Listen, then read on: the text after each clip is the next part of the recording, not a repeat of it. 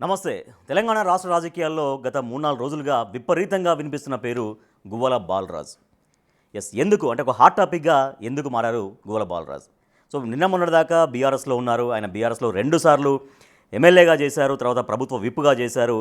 మరి ఆకస్మికంగా ఈ నిర్ణయం ఎందుకు తీసుకున్నారైనా చెప్తూనే ఉన్నారు. కానీ ఇంకా మరింత డీటెయిల్డ్గా మాట్లాడేందుకు బిగ్ టీవీతో ఎక్స్క్లూజివ్గా ఉన్నారు మాజీ ఎమ్మెల్యే, మాజీ ప్రభుత్వ విప్ డాక్టర్ గువ్వల బాలరాజు గారు. నమస్తే బాలరాజు గారు. నమస్కారం. డాక్టర్ గువ్వల బాలరాజు గారు, రైట్. డాక్టరేట్ అంటే దీంట్లో చేశారు కదా, లాలో పిహెచ్డి చేశాను. లాలో, ఎస్. ఓకే. రైట్. బాలరాజు గారు, నిన్న మొన్నటిదాకా బీఆర్ఎస్ నేత గువ్వల బాలరాజు, సో రేపటి నుంచి బీజేపీ నేత గువ్వల బాలరాజుగా పిలిపించుకోబోతున్నారు. సో ఈ పరిణామం నిజంగా వాస్తవానికి ఎవరు ఊహించలే. వాస్తవానికి అంటే బాలరాజు పార్టీని వీడుతారు, మరో పార్టీలో జాయిన్ అవుతారు అనేది ఎవరు అనుకోలేదు. సో ఇంత డెసిషన్కి కారణం మీరు నిన్న మొన్నటి నుంచి చెప్తూనే ఉన్నారు. బట్ ఇంకా మరికొంత లోతుగా బిగ్ టీవీతో ఏం చెప్తారు? వాస్తవంగా చెప్పింది రిపీటెడ్ అయినప్పటికీ ఈ విషయం కూడా మీరు మీ ఛానల్, మీ వ్యూవర్స్ ఎవరైతే ఉంటారో ప్రేక్షకులు, మీ ప్రేక్షకులు వేరుగా ఉంటారు, ఇతర ఛానల్స్ ప్రేక్షకులుగా వేరే ఉంటారు. ఇది కూడా మేము కేసీఆర్ గారి గురించి నేర్చుకున్నాం. కేసీఆర్ గారు ప్రతి ప్రసంగంలో ఒక విషయాన్ని బాగా మేము ఎప్పుడు నవ్వుకునే వాళ్ళము, నిజంగా అది అవసరమని కూడా భావించేటువంటి వాళ్ళం. కేసీఆర్ గారి వెంట ఏ సభకు సమావేశానికి వెళ్ళినా తెలంగాణ ఉద్యమ సందర్భంగా రాజకీయ పార్టీల ప్రస్తావన తీసుకొస్తూ మన రాష్ట్రంలో ఏముంది, కరెంటు కొరత ఉంది, కరెంటు సమస్య, ఎలక్ట్రిసిటీకి సమస్య పరిష్కారం కావాలంటే ఒక ఉపాయం చెప్తా వింటారా అని ప్రేక్షకులను అడిగేవారు. అంటే ఎక్కడికి వచ్చేటువంటి జనాన్ని అడిగేవారు. అడిగినప్పుడు తప్పకుండా వింటామని వాళ్ళు చెప్పినా చెప్పకపోయినా వారికి ఉన్నటువంటి నైపుణ్యం, వింటా అన్నారు కదా, నేను చెప్తా వినండి అని చెప్పేసి, మీ ఊర్లో కరెంట్ స్తంభాలు ఉంటాయి కదా, 3 వైర్లు ఉంటాయి కదా స్తంభాలకు, 3 వైర్లకు ఒక వైర్కు తెలుగుదేశం జెండా కట్టండి, ఇంకొక వైర్కు బీజేపీ జెండా కట్టండి, మరో వైర్కు అన్ని జెండాలు కట్టండి, ఫుల్ కరెంట్ వస్తుంది అని అంటారు కేసీఆర్ గారే. అయితే అందరు ఆశ్చర్యాన్ని వ్యక్తం చేసేది అంత పెద్ద డయాస్ నుంచి వారికి కనిపించకపోవచ్చు, కానీ వారికి ఉన్నటువంటి పరిజ్ఞానాన్ని బట్టి, వారికి ఉన్నటువంటి అజంప్షన్ను బట్టి వారు మన రాదు అని తెలిసింది కదా. ఎప్పుడైతే రాదు అని మీకు తెలిసిందో ఆ ఆంధ్ర జెండాలన్నింటినీ కూడా, సమైక్యవాద జెండాలన్నింటినీ కూడా నేలకేసి కొట్టు, నీ తెలంగాణ జెండా పట్టు, అప్పుడే కడుపు నిండా కరెంట్ వస్తుంది, తెలంగాణ తలరాత మారుతుంది, రైతుల సమస్యల పరిష్కారం అవుతాయి, రైతుల ఆత్మహత్యలు ఆగుతాయని జెండాలను మార్చడం కోసం కేసీఆర్ గారు అద్భుతమైనటువంటి పద్ధతిలో ప్రసంగం ఇచ్చేవారు. ఆ విషయాన్ని పదే ఎందుకు మాట్లాడతారు అని వేరే వాళ్ళు ప్రశ్నించినప్పుడు మాకు అనిపించేది. అక్కడ వచ్చేటువంటి ప్రజానికం డిఫరెంట్ ఉంటారు, జిల్లాలు వేరుగా ఉంటాయి, ప్రాంతాలు వేరుగా ఉంటాయి, సమస్య ఒకటే కావచ్చు, ఒకటే టెలికాస్ట్ కావచ్చు, కానీ వినే ప్రేక్షకులు మాత్రం వారి ఓరియంటేషన్లో కేసీఆర్ గారు మాట్లాడేది. ఇప్పుడు ఆ విద్యుత్ సమస్య విషయంలోనే జెండాలను నేలకేసి కొట్టు అన్నప్పుడు, నా పేద వర్గాల ఆకలి తీర్చడం కోసం, సమాజంలో ఉన్నటువంటి రుగ్మతలను రూపుమాపడం కోసం, ఆత్మగౌరవానికి ప్రతీకగా నిలవాల్సినటువంటి మా అటువంటి చదువుకున్న యువకులు రొటీన్ పద్ధతిలో రాజకీయాలు చేయడం అనేది సమాజం డైజెస్ట్ చేసుకోలేకపోతూ ఉంది, జీర్ణించుకోలేకపోతూ ఉంది అని భావించి, ఒక బాధ్యత కలిగినటువంటి పౌరుడిగా మీకు నేను శాసనసభ్యుడిగా పరిచయం, ఉద్యమకారుడిగా పరిచయం, మాజీ ప్రజాప్రతినిధిగా, మాజీ ఎమ్మెల్యేగా కూడా పరిచయం. ఇప్పుడు మీకు అయితే ఇన్ని సందర్భాల్లో ఎప్పుడూ రొటీన్గా ఒకటే పద్ధతిలో ఒకటే జెండాను మోయడము, ఆ జెండా ఎక్కడ తలరాతలు మార్చలేకపోతుంది అనడంలో మేమేం నేలకేసి కొడతలేము, కానీ మా విధానాన్ని మార్చుకొని, మా ఆలోచనలను మార్చుకొని ఇంకో జెండా ఎత్తేటువంటి ప్రయత్నం చేస్తూ ఉన్నాం. మీరు కేసీఆర్ గారికి చాలా వ్యక్తిగతంగా బాగా దగ్గర, కేటీఆర్ గారికి దగ్గర, మరి ఈ నిర్ణయం తీసుకుంటున్నప్పుడు నిజంగా ఏం మనసు నొప్పించుకోలేదని బాధపడలేదా? మరి ఈ నిర్ణయం నేను తీసుకుంటే కేసీఆర్ గారు బాధపడతారు, కేటీఆర్ గారు బాధపడతారు, సో వాళ్ళ ఇంట్లో ఇంకా మిగిలినటువంటి హరీష్ రావు కావచ్చు, కవిత గారు కావచ్చు, అందరూ బాధపడతారు అన్నటువంటి ఆలోచన మీకు రాలేదా? మీరు ఫ్లోలో కవిత గారు కూడా అని అంటున్నారు. కవిత గారు బాధపడతారని మాత్రం నేను అనుకోవడం లేదు, ఎందుకంటే వారు కూడా నాలాగానే డిఫర్ అయిపోతూ ఉన్నారు. కాకపోతే సమాజంలో చర్చ వేరుగా ఉండొచ్చు, ఆమె నిజంగానే డిఫర్ అయిందా లేదంటే ఇదేమైనా స్ట్రాటజీయా అని. నేను మాత్రం నిజంగానే డిఫర్ అవుతూ బయటికి రావడం జరిగింది. కారణం ఏంటి అని అంటే, చర్చ సమాజంలో జరగాల్సినటువంటి చర్చ జరగడం లేదు, ప్రజాకోణంలో చర్చ జరగడం లేదు, ప్రజా సమస్యల పరిష్కారం కోసం పార్టీలో చర్చ పెట్టడం లేదు. పార్టీలు తమ ఉనికి కోసము, పార్టీలు తమ భవిష్యత్తు కోసము, పార్టీలు మేము అధికారంలోకి రావాలనే ఆశయం కోసం రాజకీయ నాయకులు మేము మళ్ళీ ఎన్నిక కావాలనే ఆలోచనతో మాత్రమే చర్చ జరుగుతుంది. ప్రజలను ఆకట్టుకుంటున్నారు, ఆకర్షిస్తున్నారు, రకరకాలుగా మాటలు మాట్లాడుతూ ఉన్నారు. అందులో నేను వచ్చిన నేపథ్యాన్ని బట్టి నేనే నేపథ్యంతోనైతే వచ్చినో, ఏ ఆలోచనతోనైతే నేను రాజకీయాలకి రావడం జరిగిందో దానికి ముమ్మాటికి డాక్టర్ బాబాసాహెబ్ అంబేద్కర్ మార్గనిర్దేశం చేసినటువంటి కారణంగానే మేము రావడం జరిగింది. బీఆర్ఎస్కి మీరు ఉపయోగపడ్డారా, బీఆర్ఎస్ మీకు ఉపయోగపడిందా? మీ ఇప్పుడు ఒక ఎమ్మెల్యేగా 2 సార్లు అచ్చంపేట ప్రజలు మిమ్మల్ని ఆదరించారు. సో దానికి మీరు కారణమా, బీఆర్ఎస్ కారణమా? తెలంగాణ ప్రజల ఆకాంక్ష కారణం, తెలంగాణ ఉద్యమం కారణం, తెలంగాణలో సబ్బండ వర్ణాలు తెలంగాణ రాష్ట్ర సాధన పోరాటం చేసింది కారణం, తెలంగాణలో విద్యార్థులు, యువత, మేధావులు తెలంగాణ కోసం ఆత్మ బలిదానాలు చేసినటువంటి త్యాగాలు కారణం. ఇవన్నీ కూడా కారణం. మీరు అంటున్నది నేను ఈ మధ్యకాలంలో సోషల్ మీడియాలో వస్తున్న దాన్ని చూసి మీరు ఏదో ఆ ప్రశ్న సంధించినట్టుగా అనిపించింది. అది కూడా నా దృష్టిలో ఉంది. నాకు చాలా బాధ వేస్తూ ఉంది. ఏదో బీఆర్ఎస్ వల్లనే మీరు ఎమ్మెల్యే అయ్యిండ్రు, బీఆర్ఎస్ లేకుంటే బీఆర్ఎస్ సోషల్ మీడియాలో కావచ్చు చాలామంది అడుగుతున్న ప్రశ్న ఏంటంటే, చెప్తున్న మాట ఏంటంటే, కేసీఆర్ ఇచ్చినటువంటి భిక్ష ఎమ్మెల్యే పదవి 2 సార్లు కావచ్చు, అది ఇంకా ప్రభుత్వ విపైన కావచ్చు, బీఆర్ఎస్ భిక్ష లేదంటే కేసీఆర్ భిక్ష అంటున్నారు. నేను అనలేను కేసీఆర్ గారిని, కానీ ఒకవేళ ఎమ్మెల్యే భిక్ష కేసీఆర్ గారిది అయితే కేసీఆర్ గారు ముఖ్యమంత్రి కావాల్సిన భిక్ష వేసిన భిక్ష ఎమ్మెల్యేల ఓట్లు. అంటే మేము తీసుకున్నటువంటి నిర్ణయం టీఆర్ఎస్ ఎల్పీలో మేము నిర్ణయం తీసుకొని ఒక పక్క దళితుల్ని ముఖ్యమంత్రి చేస్తా అని ఉద్యమ సందర్భంలో మాట్లాడినప్పటికీ కేసీఆర్ గారికి ఉన్నటువంటి నైపుణ్యం, కేసీఆర్ గారికి ఉన్నటువంటి తెలంగాణ పట్ల అవగాహన, కేసీఆర్ గారికి ఉన్నటువంటి అపారమైనటువంటి రాజకీయ అనుభవము, పాలనా అనుభవాన్ని బట్టి మేము నిర్ణయం తీసుకొని కేసీఆర్ గారిని ఎమ్మెల్యేలు అందరూ ఎన్నుకుంటే మా నాయకుడైండు, తద్వారా ముఖ్యమంత్రి అయ్యిండు. మళ్ళీ ఈ భిక్ష గురించి మాట్లాడితే అదే మాట నేను మాట్లాడితే ఎంత అసహ్యంగా ఉంటుందో ఒక్కసారి బీఆర్ఎస్ శ్రేణులు కానీ, బీఆర్ఎస్ రన్ చేస్తున్నటువంటి ఇదేదైతే ట్రోల్స్ కానీ ఇవన్నీ కూడా మనకు బెడిసి కొట్టేటువంటి ప్రమాదం మీకే ప్రమాదంగా ఉంటుంది అనేది మాత్రం చాలా సిన్సియర్గా మీ బిగ్ టీవీ ద్వారా నేను మా సోదరులను నేను వినమ్రంగా కోరుకున్నాను. కానీ గువ్వల బాలరాజు బీఆర్ఎస్ నుంచి వీడాడు, బయటకు వచ్చారు అంటే ఎందుకు మరి మొత్తం బీఆర్ఎస్ సోషల్ మీడియా కావచ్చు, బీఆర్ఎస్ నాయకులు కావచ్చు ఎక్కువగా మిమ్మల్ని ఇంత టార్గెట్ చేశారు, మొత్తం అస్త్ర సన్యాసం చేశారు గువ్వల బాలరాజు? ఎందుకంటే ఇప్పుడు ఈ సమయంలో కాంగ్రెస్ పార్టీ, కాంగ్రెస్ ప్రభుత్వం మొత్తం కేసీఆర్ గారిని, కేటీఆర్ గారిని, ఇంకా బీఆర్ఎస్ అగ్రనాయకత్వాన్ని చాలా ఇబ్బంది పాలు చేస్తుంటే ముందుండి ఫైట్ చేయాల్సినటువంటి గువ్వల బాలరాజు ఇప్పుడు అస్త్ర సన్యాసం చేయాల్సినటువంటి ఎందుకు వచ్చింది, ఎందుకు అస్త్ర సన్యాసం చేశాడు అనేది? అస్త్ర సన్యాసం అంటే నా పొలిటికల్ కెరియర్ పైన వాళ్ళు చూపిస్తున్నటువంటి కపట ప్రేమన, లేకుంటే కేసీఆర్ గారిని లేకుంటే బీఆర్ఎస్ పార్టీని కాపాడుకోమని ఆయుధాలు ఇస్తే ఆయుధాలను నేలకేసి కొట్టి నేను బయటకు వచ్చిన? నేను అస్త్ర సన్యాసం చేసింది లేదంటే నేను నా పొలిటికల్ కెరియర్ను స్టేక్లో పెట్టి వచ్చింది కారణం అది. భవిష్యత్తులో గ్యారంటీ ఏ పార్టీ నుంచి వెళ్ళినా గ్రాస్ రూట్ లెవెల్ నుంచి పనిచేయాల్సి వస్తుంది. ఆ గ్రాస్ రూట్ లెవెల్ నుంచి పనిచేసే తరుణంలో ప్రజల్లో ఏ రకమైనటువంటి రెస్పాన్స్ వస్తుందో తెలియదు. కానీ నేను ఇప్పుడున్నటువంటి స్థితిలో మాత్రం ఇప్పుడు అక్కడ ప్రభుత్వం ఫెయిల్ అయిపోయింది, ఎమ్మెల్యే గారు అట్టర్లీ ఫెయిల్ అయిపోయినారు, ఎంపీ గారి పరిస్థితి ఆ రకంగానే ఉంది. మరి ముఖ్యంగా ముఖ్యమంత్రి గారైతే నా నియోజకవర్గం నుంచి ఏదో చేస్తాడు అని చెప్పేసి ఇక్కడ నన్నే ఎమ్మెల్యేగా భావించి నాకు ఓట్లేయండి అని రేవంత్ రెడ్డి గారు చెప్పిండ్రు. వాళ్ళందరూ ఫెయిల్ అయినరు. గువ్వల బాలరాజే సరైనోడు, గువ్వల బాలరాజే మా తలలో నాలుకగా ఉన్నాడు, గువ్వల బాలరాజే మా ఆపదల్లో సంపదలో మా కుటుంబ సభ్యుడిలా ఉన్నాడు.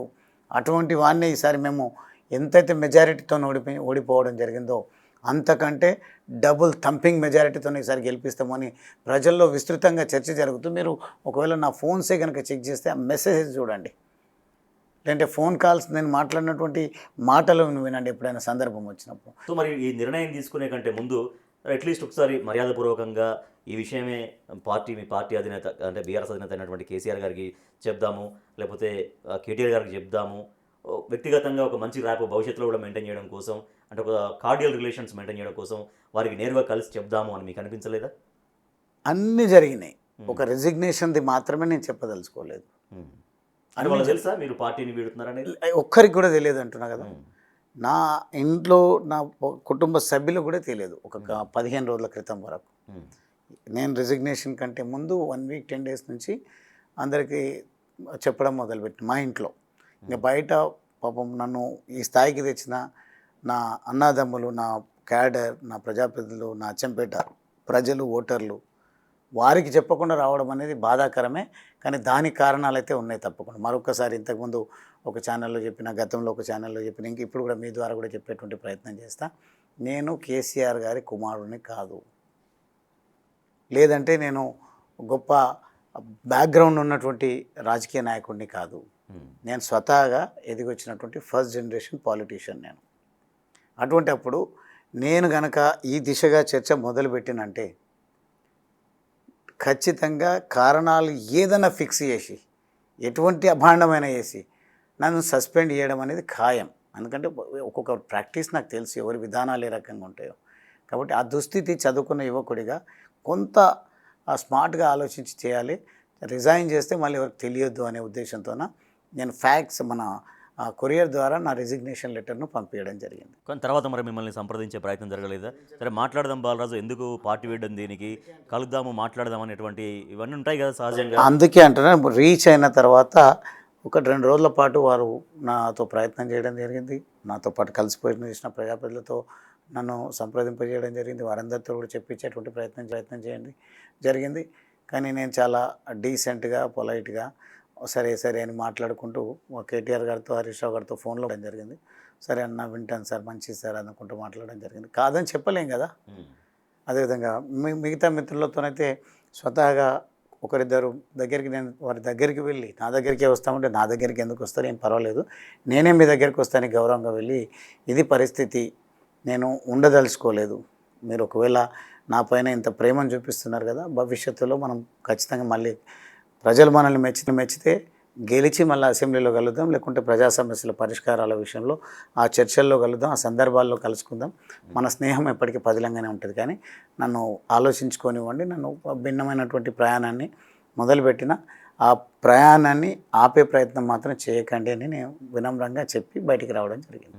సో అంత స్ట్రాంగ్ డెసిషన్ తీసుకున్నారు. డెసిషన్ తీసుకొని సరే బయటికి వద్దామన్న ఆలోచన తర్వాత మీకు ఇమీడియట్గా బీఆర్ఎస్ తర్వాత బీజేపీని ఎందుకు ఆప్షన్గా కనిపించింది? కాంగ్రెస్ కూడా మరో జాతీయ పార్టీగా ఉంది. కాంగ్రెస్ పార్టీ వైపు ఎందుకు చూడలేదు మీరు? అదే అంటున్నా, నేను రిజైన్ చేసినప్పటి నుంచి 2 పార్టీలతో కూడా మాట్లాడుతున్నా. నేనేమో అందరిలాగా బ్లాక్మెయిలర్ను కాదు, లేకుంటే చీటర్ను కాదు, లేకుంటే నా క్రెడిబిలిటీని పోగొట్టుకునే విధంగా ఎవరెవరు మాట్లాడినరు, ఎప్పుడు మాట్లాడినరు అనేది నిజంగా బయట పెట్టవచ్చు. ఇప్పుడు ఒకవేళ కనుక అనుకుంటే నన్ను కాంగ్రెస్లో చేరమని ఇప్పుడు కూడా డెసిషన్ తీసుకున్న తర్వాత కూడా, టీవీలలో ఫ్లాష్ అయిన తర్వాత, సోషల్ మీడియాలో వస్తున్న తర్వాత కూడా, రివీల్ అయినాక కూడా చివరి ప్రయత్నంగా కాంగ్రెస్ పార్టీలో ఉన్నటువంటి నా వెల్ విషర్స్, మిత్రులు, వారి పార్టీ శ్రేయస్సు కోసం అనుకోండి, లేకుంటే నేను పాలిటీషియన్గా రాజకీయాల్లోకి వచ్చిన కాబట్టి నా పొలిటికల్ కెరీర్ పదిలంగా ఉండాలి, 4 కాలాల పాటు రొటీన్ సేవలు చేయాలని అనుకుంటున్నారో ఏమో, కానీ రొటీన్ సేవలు చేయడానికి నాకు ఇష్టం లేదు. భిన్నంగా నా క్యాలిబర్ని అంతా కూడా ఉపయోగించి, నా అనుభవాన్ని రంగరించి, నా శక్తికి మించి ప్రజలకు సేవ చేయాలంటే ఒక శక్తివంతమైనటువంటి పార్టీ కావాలని మాత్రం నిర్ధారించుకొని బీజేపీని ఎంచుకొని జరిగింది. బీజేపీని ఎంచుకునే దాంట్లో రెసిగ్నేషన్లో మాత్రం నా ఒక్కడిదే నిర్ణయం. I don't want to blame anyone. కానీ పార్టీలను ఎంచుకునే టైంలో నేను నా నియోజకవర్గంలో సమావేశం పెట్టడం జరిగింది. సమావేశంలో కూడా నేను వస్తున్నటువంటి సందర్భంలో కౌంటర్ మీటింగ్ను కూడా బీఆర్ఎస్ పార్టీ ఏర్పాటు చేయించడం జరిగింది. ఆ మీటింగ్కి వెళ్ళి వచ్చినటువంటి వాళ్ళు కూడా నాతో ఏడుస్తూ చెప్పింది ఏంటి అని అంటే, మీకు నన్ను సొంత అన్నలాగా, కుటుంబ సభ్యులాగా, కొందరైతే నా తండ్రిలాగా, నా బిడ్డలాగా అని భావిస్తున్నామని చెప్తూ ఉంటారు. ఒక అబ్బాయి నాకు బాగా దగ్గర, మేము డయాస్ పైన, మామూలు డయాసే, దగ్గరనే ఉంది, నన్ను దూరం నుంచి చూస్తూ నీ కాళ్ళు మొక్కుతాను, పార్టీ మారొద్దని మాట్లాడితే చాలా విపరీతంగా సోషల్ మీడియాలో వైరల్ అవుతుంది.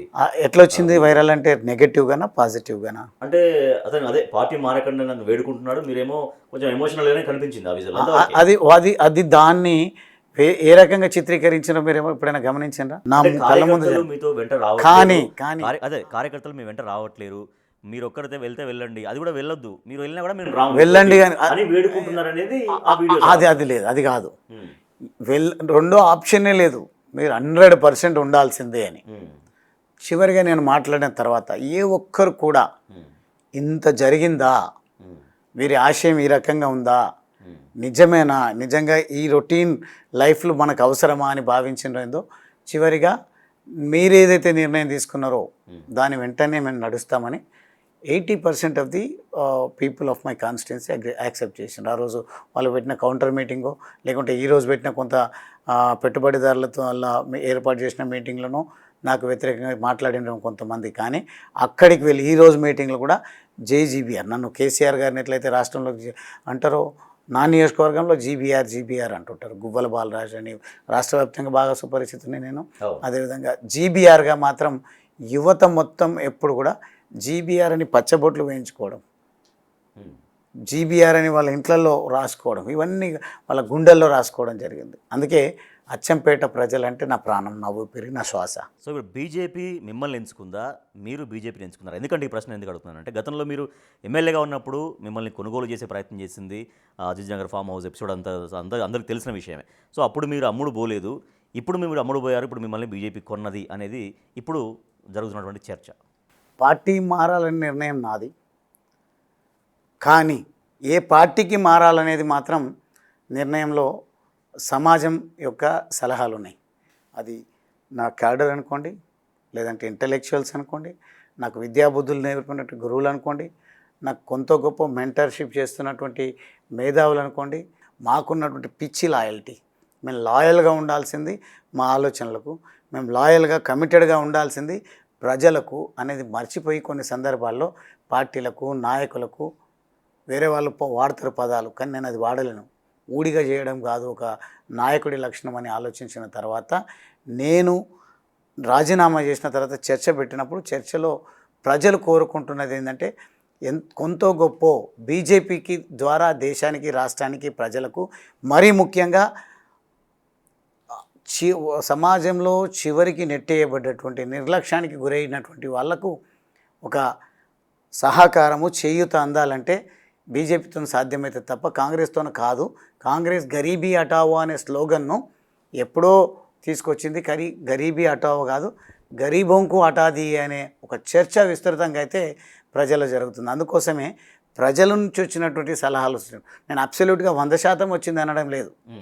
నేను ఎంచుకునేటప్పుడు majority of the people opinion తీసుకొని పోదాం అనుకున్నాం. మెజారిటీ ప్రజలు మాత్రం తెలంగాణ రాష్ట్రంలో, దేశంలో కూడా బీజేపీ ద్వారానే మన న్యాయం జరుగుతుందని విశ్వసిస్తున్నారు. కాబట్టి నేను బీజేపీ పార్టీలో చేరడానికి నిర్ణయం తీసుకున్నాను. ఇప్పుడు మీ బాటలో ఇప్పుడు ఇంకా బీఆర్ఎస్ నుంచి బీజేపీలోకి వచ్చే టాస్క్ మీకు ఏమైనా అప్పచెప్పారా? ఇప్పుడు మీరు వచ్చారు, ఓకే, మీతో పాటు పలానా వ్యక్తిని తీసుకురండి నేను టాస్క్ ఇస్తుందా బీజేపీ మీకు? ఒకవేళ ఇస్తే ప్రయోజనం ఏముంటుండొచ్చు పార్టీకి? అంటే మీతో చాలామంది మీలాంటి నాయకుల్ని రావడం వల్ల పార్టీకి ప్రయోజనం ఏంది? వస్తే బలోపేతం అవుతుంది పార్టీ. బలోపేతం అయితే వచ్చే లాభం ఏంది? బలోపేతం అయితే అంటే రేపు పొద్దున ఇప్పుడు మీరు ఉండాలనుకుంటున్నారు, రేపు పొద్దున ప్రభుత్వంగా రావాలనుకుంటున్నప్పుడు అదే చెప్తున్నా నేను. ఎవరినో బలోపేతం చేయడం కోసం కాదు, ఎవరినో గెలిపించడం కోసం కాదు, ఆలోచింపజేయడం కోసం నేను నా పార్టీని మారుతున్నా. ఇప్పుడు కూడా రొటీన్గా పార్టీ మార్పు కోసము నాతో పాటుగా ఇంకొకరిని తీసుకోవాల్సిన కర్మ నాకు లేదు. నాకున్నటువంటి ఆలోచనలు అమలు పరచండి ప్రెసిడెంట్ గారు అని రామచంద్రరావు గారికి నేను రిక్వెస్ట్ చేయడం జరిగింది. అదే ప్రాసెస్లో ఉన్నాం బాలరాజ్. మీరు, నేను అడ్వకేట్ ఎంతో కాలంగా పనిచేస్తున్నాం, ఉద్యమంలో పనిచేసినాం. నా ఐడియాస్ కూడా మీకు తెలుసు కదా, పార్టీ విధానం కూడా అదే ఉంది. నేను ఆ ప్రెసిడెంట్గా కానంత వరకు నేను కూడా పెద్దగా మీరన్న మాటకు నా దగ్గర సమాధానం లేకుండే, కానీ నాకు వారిస్తున్నటువంటి టాస్క్ కూడా ఈ విభేదాలు తొలగించాలి, దళితుల మధ్యలో ఒక బ్రాహ్మణిజంతో కూడినటువంటి పార్టీ, రకరకాల విమర్శలు మాట్లాడుతున్నారు. అటువంటి పార్టీ కాదు ఇది. సమానత్వం ఉంటుంది. నీకు కూడా చెప్తా ఉన్నా, నీ ఆశయం కోసం ఆఫ్కోర్స్ పనిచేద్దాం, కానీ కరెక్ట్గా కనుక పనిచేస్తే మంచి గౌరవము, గుర్తింపు ఉంటుంది పార్టీలో, నీకు సంతృప్తి దొరుకుతుంది. నేను అనుకున్నటువంటి తృప్తి అయితే దొరుకుతుంది ప్రజలకు. బీఆర్ఎస్ బీజేపీలో విలీనం అనే చర్చ చాలా విపరీతంగా సాగుతుంది. సరే, బీఆర్ఎస్ అగ్రనాయకత్వం చాలా తీవ్రంగా ఖండిస్తుంది.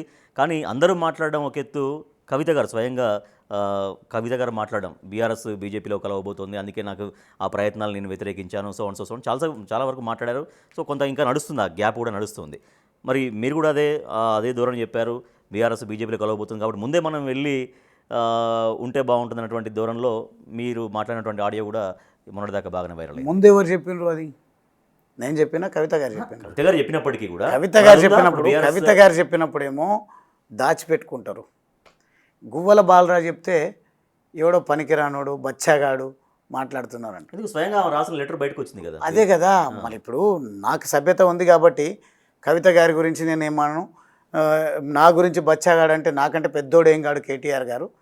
కొంత ముందు నుంచి ఎదిగిన సామాజిక వర్గం నుంచి వచ్చి ఉండొచ్చు, కొంత ఎక్కువగా చదువుకోవచ్చు, లేదంటే అమెరికాలో చదువుకోవచ్చు, ఆయనకు నాకంటే ఎక్కువ స్కిల్స్ ఉండొచ్చు, అవన్నీ ఉండొచ్చు. కానీ నాకంటే ఎక్కువ పెయిన్ అయితే, నాకంటే ఎక్కువ ఆకలి మంటలు అయితే ఆయన చూడలేదు. నాకున్న అనుభవం వారికి ఉందని మాత్రం రియల్గా నేను భావించడం లేదు. ఆయనలాగా ఆకట్టుకునే ప్రసంగాలు నేను చేయలేకపోవచ్చు, ఆకలి కేకలను మాత్రం నేను వినిపించడం మొదలు పెడితే గ్రామాలలో అడుగుపెట్ట నేను కేటీఆర్ గారిని. ఇది మాత్రం మీకు చాలా సీరియస్గా మీ టీవీ ద్వారా కేటీఆర్కి చెప్తా ఉన్నా. నేను నోటికి వచ్చినట్టు మాట్లాడతాను, మీరు మాట్లాడే మాట వారి దగ్గర దాకా వెళ్తుంది, వెళ్ళాలి. ఏదేం మాటలు, పద్ధతి ఏంది? కేటీఆర్ గారు తెలంగాణ ఉద్యమంలో, కేసీఆర్ గారు తెలంగాణ ఉద్యమంలో మా దగ్గర బాగా గుర్తుంది నాకు. జోగులాం మా గద్వాల జిల్లాలో ఆర్డీఎస్ పాదయాత్ర చేసిండ్రు కేసీఆర్ గారు. చేస్తున్నటువంటి సందర్భంలో అక్కడ ఆర్డీఎస్ దగ్గరికి వచ్చి గేట్లో మేము తెరుస్తాం, వాటర్ తీసుకెళ్తాం అంటే అక్కడ ఎవరిని రానియము అని పొలైట్గా కేసీఆర్ గారు పాదయాత్రలో ఒకరోజు మాట్లాడుకుంటూ వెళ్ళిండ్రు. మేము పూర్తి స్థాయిలో ఈ నీళ్ళను వాడుకుంటామని మాట్లాడాను. ఆంధ్రాకు వెళ్లకుండా ఆపేటువంటి మా వాటా మాకు దక్కాలనే ప్రయత్నం వారు చేసిండ్రు. అప్పుడు బైరెడ్డి రాజశేఖర రెడ్డి గారు మాకు నీళ్ళు ఎట్లివ్వరో బాంబులు పెట్టి తీసుకుపోతామని బైరెడ్డి రాజశేఖర రెడ్డి గారు మాట్లాడితే కేసీఆర్ గారు కొట్టిన డైలాగ్ ఫెయిల్ అయింది, బాంబు కంటే ఎక్కువ బయలుది. అరే బైరెడ్డి రాజశేఖర రెడ్డి, నువ్వు ఒక్క బాంబు పెడతావేమో, తెలంగాణ ప్రజలు ఎన్ని బాంబులు పెడతారో బద్దలు కొడతాం బిడ్డ అని చెప్పేసి మాట్లాడితే, బాంబులు పెట్టేటోళ్ళు పుట్టుకొచ్చిన తెలంగాణలో అమాయక తెలంగాణ లేదు అని చెప్పేసి మాట్లాడితే చాలా పెద్ద అప్లాజ్ వచ్చింది. అది తెలంగాణ మూమెంట్ను ఇంటెన్సిఫై చేయడానికి పనికొచ్చింది. కేసీఆర్ గారు మాట్లాడే మాటలు కొన్ని సందర్భంలో తెలంగాణ సమాజాన్ని సంఘటితం చేయడం కోసం పనికొచ్చినాయి. కానీ కేటీఆర్ గారు కొట్టే డైలాగుల వల్ల కేసీఆర్ గారి ఇమేజ్ తగ్గుతుంది, కేటీఆర్ గారికి అయితే పూర్తి స్థాయి పేరు నాశనం అయిపోతుంది. ఏదో క్యాలిబర్ ఉన్నాడు, బాగా పనిచేస్తున్నాడు, ఫ్లైఓవర్లు కడుతున్నాడు, ఫ్లైఓవర్లతోనే కడుపు నిండదు, కట్టిండు. కాకపోతే తెలంగాణ మా హైదరాబాద్ ఇమేజ్ని ప్రపంచ స్థాయిలో నిలబెడుతుందని మేము గర్వంగా చెప్పుకుంటూ వచ్చినాం పార్టీలో ఉన్నప్పుడు. కానీ ఒక మంత్రిగా తను చేయాల్సింది, పెట్టాల్సింది హైదరాబాద్లోనే కాదు. సో విలీనం గురించి స్పష్టంగా మనం మాట్లాడలేదు. బీఆర్ఎస్ బీజేపీలో విలీనం అనేది, సో బీఆర్ఎస్ అయితే చాలా తీవ్రంగా ఖండిస్తుంది, అటువంటిది ఉండదు. డెఫినెట్గా రాబోయే రోజుల్లో మళ్ళీ బీఆర్ఎస్ అధికారంలోకి రాబోతుందని చెప్తుంది. సో విలీనం, బీజేపీలో నిజంగా విలీనం అవుతున్నటువంటి ఇన్ఫర్మేషన్ మీకేమన్నా ఉందా? అంటే పొత్తు కానీ విలీనం కానీ జరిగే వీళ్ళు ప్రయత్నం చేస్తున్నట్టుగా ఉంది. కానీ నేనైతే ఇక్కడ ఈ ప్రయత్నాలు ఈ కాంగ్రెస్తో, తెలుగుదేశం, మా బీజేపీతో జరుగుతున్నటువంటి చర్చల్లో ఏ రోజు కూడా నేను తెలుసుకునే ప్రయత్నం చేస్తే ఇవన్నీ ఉట్టి మాటలు, మనకేం కర్మ, ప్రజలు రిజెక్ట్ చేసిండ్రు, మీరు ఫలితం చూసిండ్రు కదా. ఎంపీ ఎన్నికల్లో వాళ్ళకు గుండు సున్నా వచ్చింది. అదేవిధంగా 100 సీట్లు వస్తాయి అనుకున్న దగ్గర 39 సీట్లకే పరిమితమైంది. ఈ పరిస్థితుల్లో మనకు ఆ పార్టీని మోసే కర్మ మనకేం పట్టింది? మీరు చెప్పినట్టుగా ప్రజల్లోకి వెళ్దాం, ప్రజా సమస్యలను లేవనెత్తుదాం, ప్రజా సమస్యల పరిష్కారం విషయంలో ప్రభుత్వం పైన యుద్ధం చేద్దాం. ఎవరి అవసరం మనకేముంది, స్వతహాగానే అధికారంలోకి వద్దామని ఇప్పుడు నేను చేరబోతున్నటువంటి పార్టీ పెద్దలు చెప్తా ఉన్నారు. ఖచ్చితంగా ఆ దిశగానే ప్రయత్నం చేస్తాం. ఈ పొత్తులతోన అవసరం లేకుండా, ఈ మర్జర్లతోన అవసరం లేకుండా మేమందరం కూడా కష్టపడి ప్రజల ఎజెండానే మా ఎజెండా, ప్రజలను గెలిపించాలనే నినాదాన్ని కేసీఆర్ గారు ఏదైతే ఇచ్చిండ్రో ఆ నినాదాన్ని కూడా మేము ప్రజల్లోకి విస్తృతంగా తీసుకుంటాం, ప్రజలను గెలిపిస్తాం. తద్వారా ప్రజాస్వామ్యంలో ప్రభుత్వాలు కూడా ముఖ్యం కాబట్టి అధికారంలోకి కూడా రావడానికి శక్తి వంచన లేకుండా ప్రయత్నం చేస్తాం. బీజేపీకి అంత తెలంగాణలో అంత స్కోప్ ఉందా? అంటే నేను స్థాయి గురించి మాట్లాడట్లేదు, సరే ప్రజాభిమానంతో ఎవరైనా అధికారంలోకి రావచ్చు, కానీ ఈ సమయంలో అంత వాతావరణం ఉందా బీజేపీ పుంజుకొని మీరు అన్నట్టుగా ఎమ్మెల్యేలందరూ గెలిచి అధికారంలోకి వచ్చేంత స్థాయి ఇప్పుడు బీజేపీకి కనబడుతుందా రాబోయే రోజులు, కమింగ్ ఎలక్షన్? బీజేపీకి ఆ స్థాయి ఉందా లేదా, ఆ పొటెన్షియల్ ఉందా లేదా అని పక్కన పెడితే ప్రభుత్వం అటర్లీ ఫెయిల్ అయింది. మీరు అవునా కాదా? మీరే ఒక అనుభవం కలిగిన జర్నలిస్ట్గా మీరు చెప్పండి, మీరేమంటారు దాని విషయంలో, ప్రభుత్వం విషయంలో? సరే ప్రభుత్వం అంటే పని చేసుకుంటూ వెళ్తుంది, సరే అది ప్రజలు తీర్పిస్తారు, మేము ఎట్లా మాట్లాడతాం జర్నలిస్ట్గా? మీరు కూడా ప్రభుత్వం ఫెయిల్ అయిందా, పాస్ అయిందా? నేను ఎమ్మెల్యేనే కాదు, లేకుంటే నేను పార్టీకి అధినేతనే కాదు, నేను ఒక పార్టీలో లేను. ఇప్పుడు మీరు నన్ను అడిగినప్పుడు నా ధర్మం కూడా ఉంటుంది కదా. ప్రభుత్వం ప్రొసీజర్ ప్రక్రియ అది అంటే ఇండైరెక్ట్గా అదే అంటున్నా, ఇండైరెక్ట్గా మీరు ప్రభుత్వం పర్ఫామ్ చేయలేకపోతుంది అనేది దాని ఇన్ప్లైడ్ మీనింగ్ వస్తుంది, మీరు ఏం సమాధానం చెప్పకపోవడం. అదే మాదిరిగా ప్రతిపక్షం అయితే ప్రజా సమస్యలను లేవనెత్తట్లేనే లేదు. వస్తున్నటువంటి లేదంటే అలిగేషన్స్ను మేము ఎక్కడ కూడా అవినీతి చేయలేదు అని ఆరోపణలను ఏమంటారు ఖండిస్తూ వస్తూ ఉన్నారు తప్ప ఈ రోజు వరకు వాళ్ళిద్దరు కూడా ఆ లైన్ ఎంచుకోలేదు. కాబట్టి బీజేపీ ఆ లైన్ ఎంచుకోవడం ఖాయం, ఆ లైన్లో పనిచేస్తుందని బీజేపీలో ఉన్నటువంటి నాయకులు నాతోనే ఈ 2-3 రోజులుగా చెప్తా ఉన్నారు. ఆ దిశగా పనిచేయించడం కోసం సమిష్టి నిర్ణయాలతోన టీం వర్క్ చేస్తే మాత్రం బీజేపీ అధికారంలోకి వస్తుందనే విశ్వాసం మాత్రం నాకు ఉంది. సో రాష్ట్రంలో బీసీ వాదం నడుస్తుంది. సో కవిత గారు పక్కన బీసీల కోసం దీక్ష చేస్తున్నారు, తర్వాత ఇంకా బీసీలు రాజ్యాధికారం కావాలనేది నడుస్తుంది. సో అంటే బహుజన ఆ కాన్సెప్ట్ అనేది నడుస్తుంది. సో బీజేపీలో అది ఎంతవరకు మీరు ఎక్స్పెక్ట్ చేస్తున్నారు? ఈ కాంగ్రెస్ పని ఏంటంటే ముందేమో చాలా స్పష్టంగా రేవంత్ రెడ్డి గారు అనవసరంగా మాట్లాడొద్దు, ఉన్న విషయం మాట్లాడితే గువ్వల బాలరాజ్ అగ్రవర్ణాలకు వ్యతిరేకము అని మాట్లాడతారు, ఫార్వర్డ్ కాస్ట్ కమ్యూనిటీస్కి వ్యతిరేకమని మాట్లాడతారు. కానీ రేవంత్ రెడ్డి గారు పలు సందర్భాల్లో నేను రెడ్డి పోలరైజేషన్ చేస్తున్నా అధికారంలోకి వస్తామేమని మాట్లాడినారు. ఇప్పుడేమో కవిత గారు ఇది రెడ్డిది అవన్నీ పక్కన పెట్టి బీసీ లైన్ ఎత్తుకుంటే బీసీలను ఆకట్టుకోవచ్చు అనే ప్రయత్నం వారు చేస్తున్నారు. ఇదేదో బాగుంది అని ఢిల్లీలో జంతర్ మంతర్ దగ్గర పోయి కాంగ్రెస్ పార్టీ దీక్ష చేస్తుంది. కాంగ్రెస్ పార్టీ ఈరోజు బీసీ డిక్లరేషన్ ఎక్కడ కామారెడ్డిలో ప్రకటించినట్టుంది.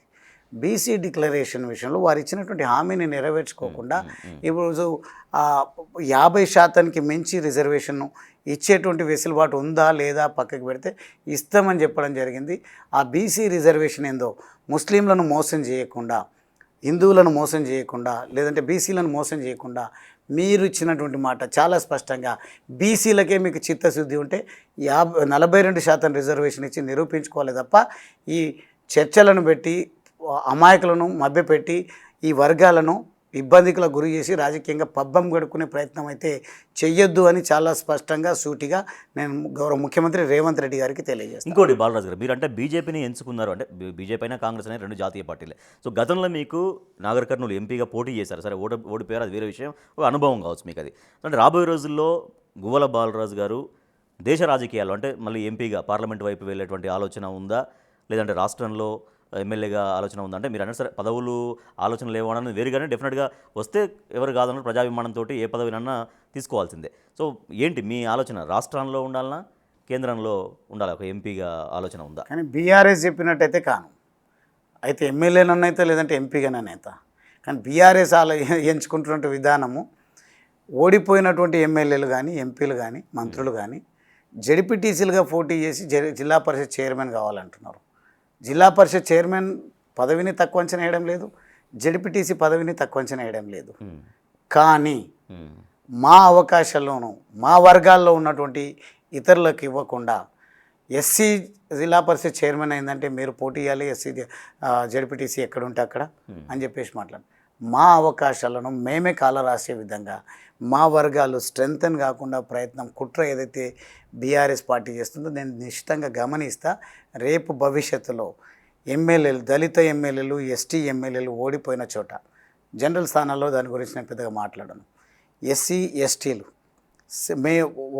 ఇతర యువతులకు వచ్చే అవకాశాలు అయితే జెడ్పీటీసీ ఉంటాయి, వాళ్ళనే పోటీ చేయించాలి తప్ప ఎమ్మెల్యేలకే మళ్ళీ పదవులు ఇస్తాము, మేమే ఎన్నికైనా కాకపోయినా నామినేటెడ్ పదవులు ఇస్తాము, మేమే మొత్తం పదవులు తీసుకుంటాము అనే విధంగా ఎదిగొచ్చిన వాళ్ళనే ఇంకా కొంచెం ముందుకు తీసుకుపోతాము అంటే కుదరదు. నేను ఏదైతే సామాజిక న్యాయం జరగాలంటున్నాను, సమాజంలో చిట్ట చివరి ఉన్న వ్యక్తి వరకు సహకారం అందాలంటున్నాను, న్యాయం జరగాలంటున్నాను, అదే మాదిరిగా పదవుల విషయంలో కూడా ఏ స్థాయికి తగ్గట్టుగా యాస్పిరేషన్స్తో ఆలోచనలతో వచ్చినటువంటి యువకులను ప్రోత్సహించి వాళ్ళకి అవకాశం ఇవ్వాలి తప్ప ఓడిపోయిన ఎమ్మెల్యేలను జెడ్పీటీసీ చేస్తాం, జిల్లా పరిషత్ చేస్తామనే తప్పుడు స్ట్రాటజీతోన అబాస్పాలు కావద్దు అనేది మాత్రం నేను బీఆర్ఎస్ పార్టీకి నేను సూచన చేద్దాం. కంక్లూడింగ్కి వచ్చేద్దాం బాలరాజు గారిగా. సో గులాబీ జెండాను పక్కన పెట్టి కాషాయ జెండా ఎత్తుకోబోతున్నారు. సో మళ్ళీ ఫస్ట్ నుంచి మళ్ళీ స్టార్ట్ చేయాల్సిందే, మళ్ళీ కొత్తగా డే 1 నుంచి స్టార్ట్ చేయాల్సిందే. సో దాంట్లో మీ వ్యూహాలు ఎట్లా ఉన్నాయి, బీజేపీని బలోపేతం చేసేటువంటి ఆలోచనలు మీకు వ్యక్తిగతంగా ఏమైనా ఉన్నాయా? అండ్ బాలరాజు నెక్స్ట్ ఇమ్మీడియట్గా ఎవరిని ఎక్కువగా మాటల దాడి ఒక అస్త్రాలు ఉపయోగిస్తారు, అది బీఆర్ఎస్ పైన కాంగ్రెస్ పైన, ఎవరిపైన ఎక్కువగా మీ ఫోకస్ టార్గెట్? నా ఫోకస్ అంతా కూడా జరుగుతున్నటువంటి సమస్యలను విడమర్చి ప్రజలకు చెప్పి నిర్ణయం తీసుకోండి. మేము ఒకవేళ కనుక అధికారంలోకి వస్తే అంతిమంగా పొలిటికల్ పవర్ ఈజ్ మాస్టర్కి. అంతే కదా. అధికారంలోకి వస్తే మాత్రం మేము మీకు చెప్తున్నటువంటి హామీలను నెరవేరుస్తాం. మా ఆలోచనలకు మీరు మీ ఆలోచనలు జోడించి ఏకమై మనం దేశ రాష్ట్ర ప్రజల రక్షణ కోసం మనం ముందుకు పోదామని ప్రజల మధ్యకి వెళ్తాం.